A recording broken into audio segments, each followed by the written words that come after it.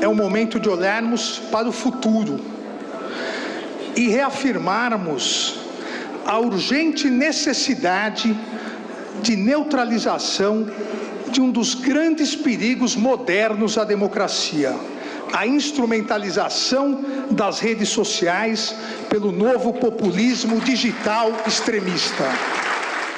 Liberdade não é uma autorização para espalhar mentiras. Nossa democracia estará sob constante ameaça enquanto não formos firmes na regulação das redes sociais. Alexandre de Moraes e Luiz Inácio Lula da Silva deram o mesmo recado no mesmo dia, o aniversário de 1 ano dos atos golpistas do 8 de janeiro. Há necessidade da edição de uma moderna regulamentação, como vem sendo discutido no mundo todo democrático, e como recentemente aprovado na União Europeia, no Canadá, na Austrália. Essa proposta de regulamentação a que se refere Moraes já tramita no Congresso Nacional Brasileiro. Trata-se do PL das fake news e que, pela urgência, deveria ser prioritário no retorno do recesso parlamentar. Esse movimento cibernético de redes sociais vai exigir de nós congressistas que algumas modificações aconteçam para que a Constituição também abrace, proteja e salvaguarde os direitos individuais de uma vida que muda muito. Da redação do G1, eu sou Natuza Neri e o assunto hoje é a urgência da regulação das redes sociais. Neste episódio, eu converso com Pablo Hortelado, coordenador do Monitor do Debate Político Digital, professor da USP e colunista do jornal O Globo. E com Iná Jost, coordenadora de liberdade de expressão do Internet Lab, Centro Independente de Pesquisa nas áreas de Direito e Tecnologia. Quarta-feira, 10 de janeiro. Pablo, eu começo essa nossa conversa te perguntando sobre o foco do PL das fake news, que, aliás, trata de tudo menos de fake news.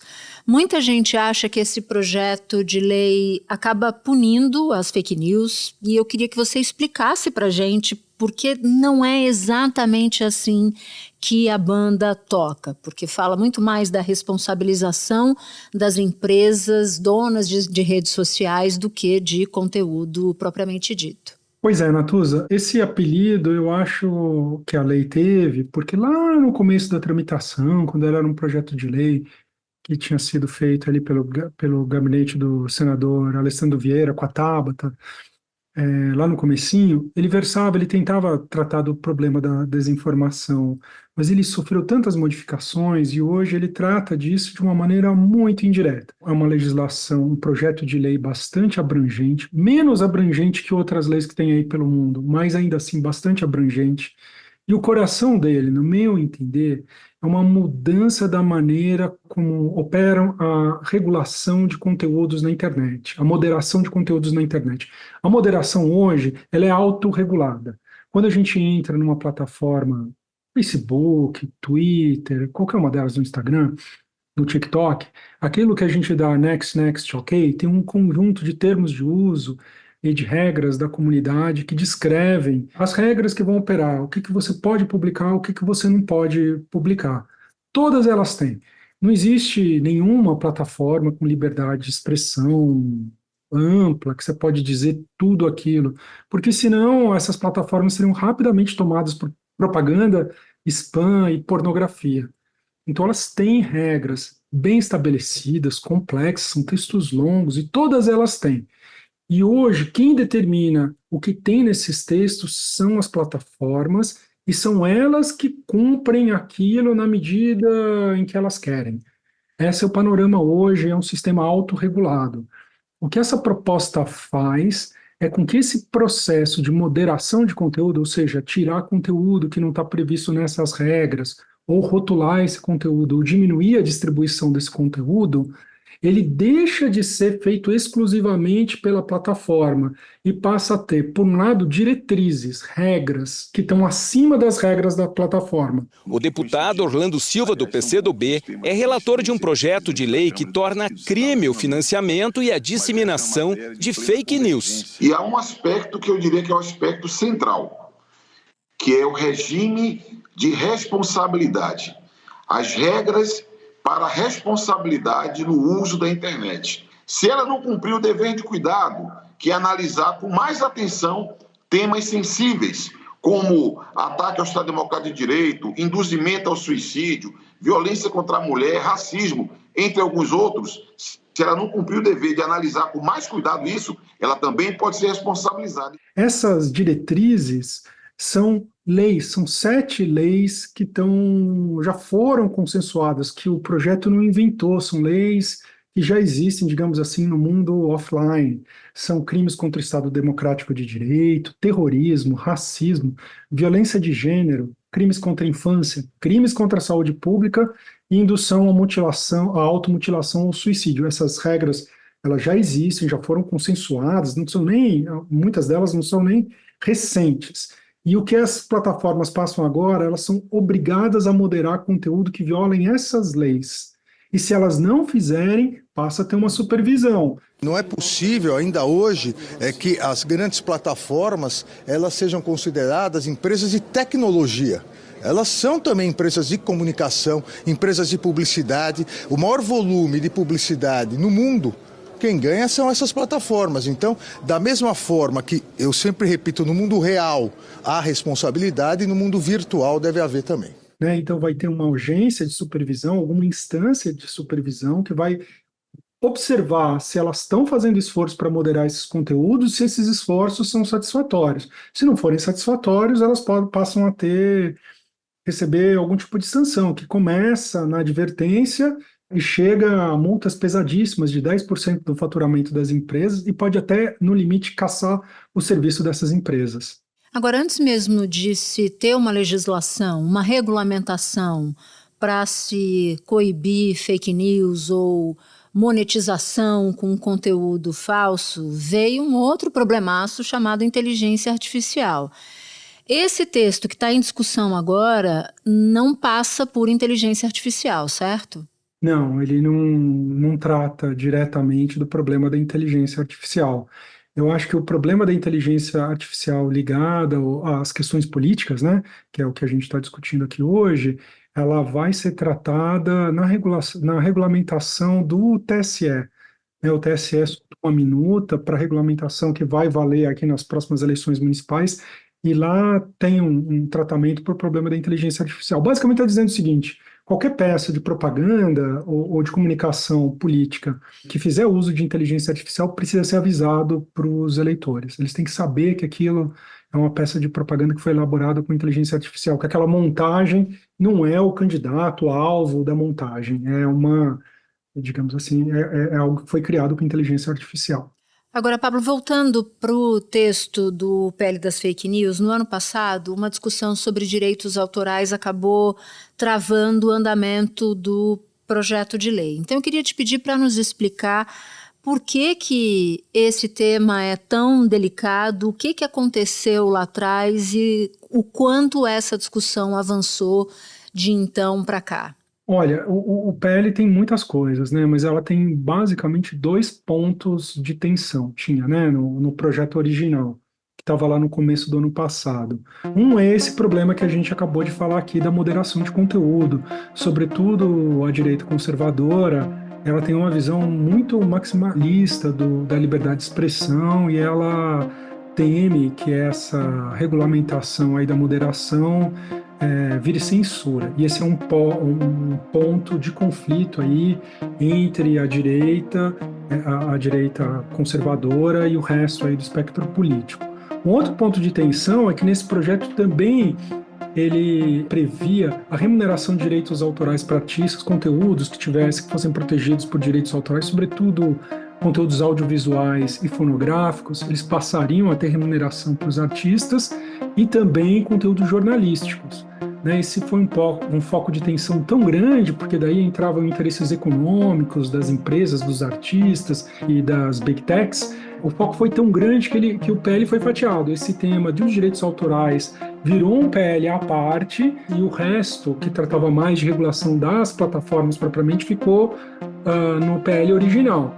Só que o que foi combinado era que primeiro passava o de direito autoral E o de direito autoral, por conta desse conflito de interesses econômicos entre as partes, não houve um consenso, chegou perto do consenso lá em agosto, mas depois esse consenso ruiu, e por conta disso, como o combinado era passar esse primeiro, o projeto terminou engavetado aí por falta de consenso, né? A ideia é recuperar isso esse ano, agora de 2024, e ver se ele finalmente desanda, porque a gente precisa de uma regulamentação, né? A gente está atrasado. Sem dúvida nenhuma. E aí vem o calendário eleitoral, porque a gente está num ano de eleição municipal. Esse calendário, na sua avaliação, mais ajuda ou mais atrapalha a tramitação e a conclusão, o desfecho dessa votação? Eu acho que ele ajuda no sentido de que ele nos lembra da urgência da gente ter uma regulamentação das mídias sociais, até porque a regulamentação que a gente tem hoje, assim, mais efetiva, é uma regulamentação eleitoral, essa minuta aí do TSE que vai valer, ela cria uma espécie de regime especial para propaganda política, né? Mas ela é restrita àquele período de campanha. Só que o nosso debate político, a nossa campanha política, não está mais, já faz bastante tempo, restrita ao período eleitoral. A gente está num outro momento em que as disputas políticas elas atravessam o período eleitoral, mesmo nos anos que a gente não tem eleição, os anos ímpares, né, que não tem nem eleição municipal, nem eleição para governador e presidente, a gente tem conflitos políticos extremos, a militância não para, né? A gente vive numa sociedade hoje que as campanhas políticas elas são permanentes. E é por esse motivo que a gente precisa de uma regulamentação para a gente colocar essas disputas políticas dentro de certos parâmetros, dentro de certas normas mais civilizadas, para a gente coibir alguns desses excessos que estão atrapalhando a democracia brasileira.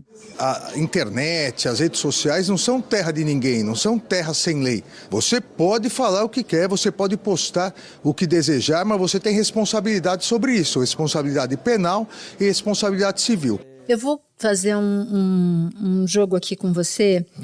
Vou começar uma frase e queria que você terminasse.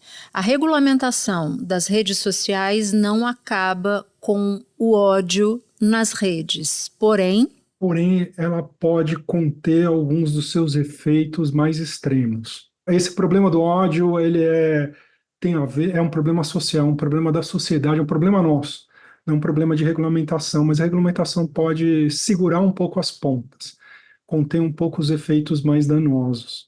Pablo, muito bom ter você aqui de novo, é o nosso primeiro papo de 2024, que venham muitos outros. Obrigada. Foi um prazer, Natuza. Um abraço.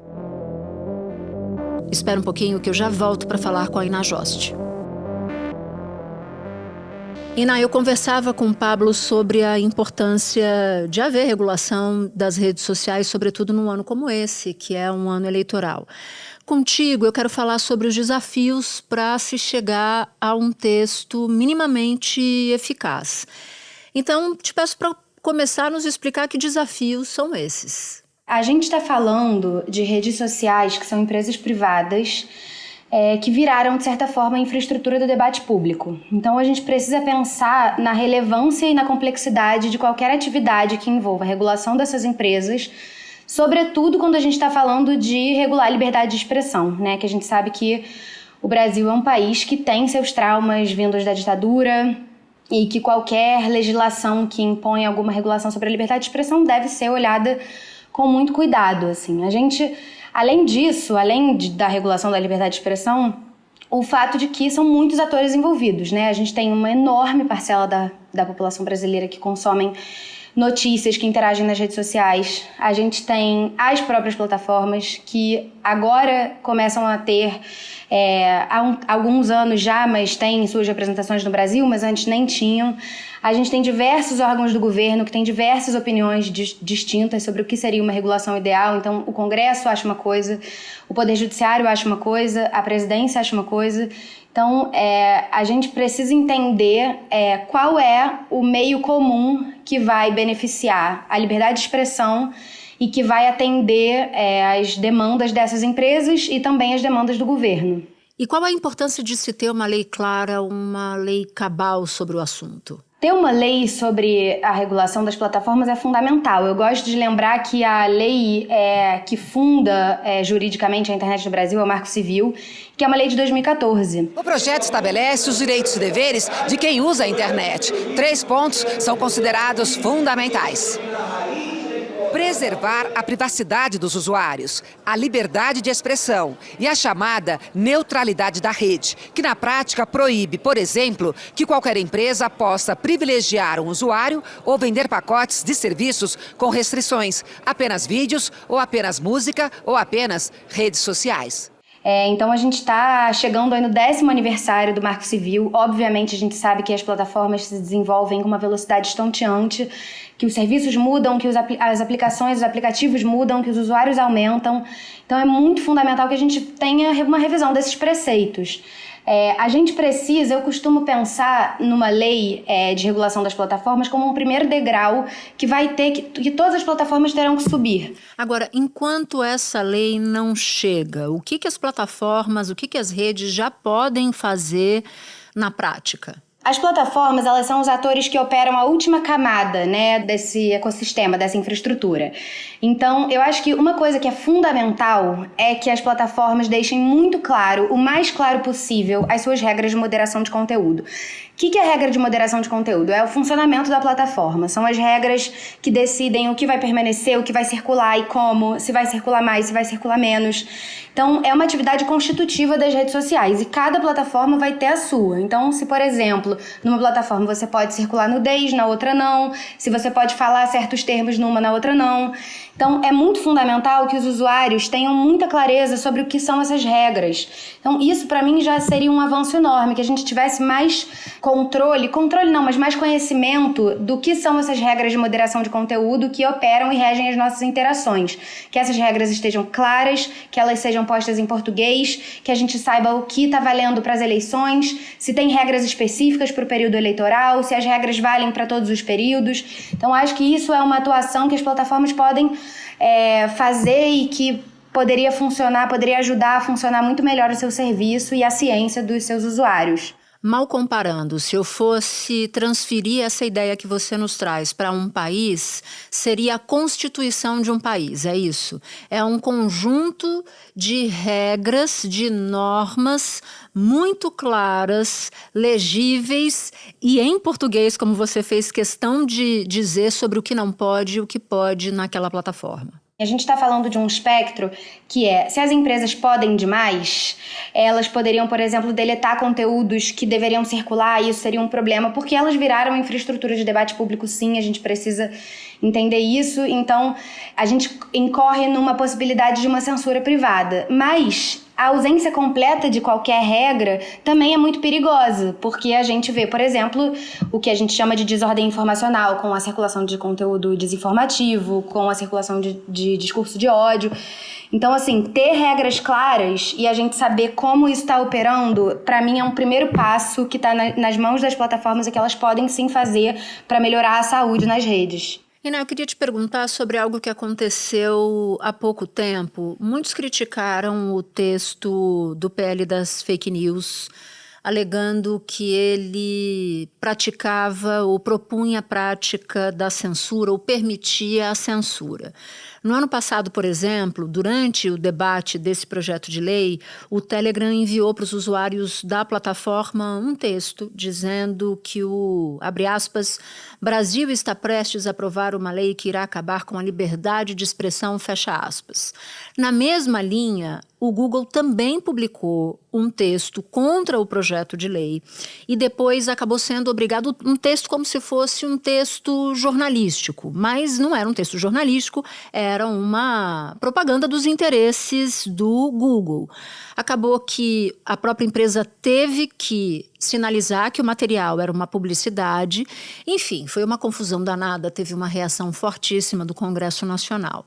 Como é que você vê o cenário para essa discussão agora? Porque uma regulação contraria o interesse dessas plataformas. No momento em que o debate retorna à paridade de armas, ou seja, os legisladores conseguem enfrentar as armas que essas empresas têm para tentar descredibilizar o trabalho do parlamentar na tentativa de construir uma legislação séria?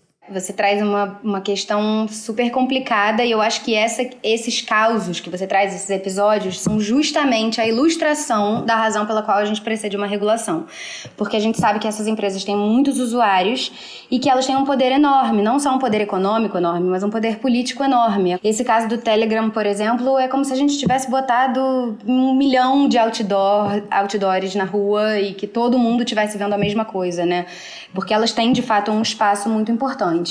Agora, eu não duvido da capacidade do Congresso de se articular e de encontrar um texto aprovável. O que impediu a votação não foi a extrema-direita que trata esse tema de modo ideológico. Foi uma aliança que envolveu as Big Techs, que fizeram um jogo sujo em maio, manobrando a sua posição no mercado e atuou fortemente para inviabilizar aquela votação. Nós seguimos negociando com as Big Techs, e há já um texto mais evoluído do que aquele de maio, há ainda polêmica aqui e acolá, mas eu sou otimista que nós possamos votar no começo do ano de 2024. Não existe um texto ótimo, existe um texto aprovado. E é muito por isso que a gente está advogando pela aprovação desse texto de agora, porque esse texto de agora é o melhor texto que a gente já teve. E a gente não acha que esse texto é perfeito, a gente acha que ele tem que ser aprovado. E aí, obviamente, também um texto de regulação das plataformas, que é uma matéria tão complexa, ela vai depender de várias regulamentações. E eu tenho muita convicção de que o Congresso tem força para aprovar, sim, um texto base para começar a pensar nessa regulação. Iná, muito obrigada pela participação. Adorei ter você aqui no assunto com a gente. Por favor, volte outras vezes. Obrigada, Natuza. Foi um prazer. Este foi o Assunto, podcast diário disponível no G1, no Globoplay ou na sua plataforma de áudio preferida. Comigo na equipe do Assunto estão Mônica Mariotti, Amanda Polato, Carol Lorenzetti, Luiz Felipe Silva, Gabriel de Campos e Thiago Kazuroski. Colaborou neste episódio Sara Rezende. Eu sou Natuza Neri e fico por aqui. Até o próximo assunto.